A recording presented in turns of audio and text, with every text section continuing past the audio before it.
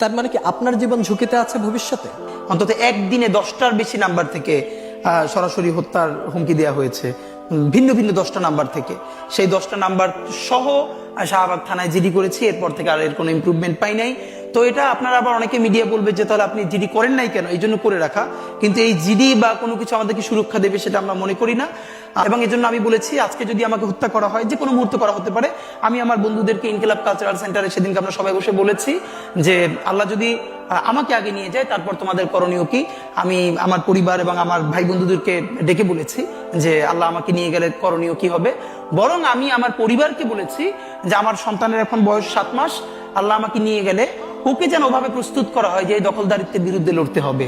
আল্লাহ ওকে যদি বড় করে ওর সন্তানও দখলদারিত্বের বিরুদ্ধে লড়বে, এই স্পিরিট যেন ওকে দেয়া হয়, এটা আমি আমার পরিবারকে বলেছি। সে আছে। আর একটা মজার ব্যাপার হলো যে আমি যখন ইনসাফের লড়াই করি তখন তো সেখানে পরাজয়ের কিছু নেই।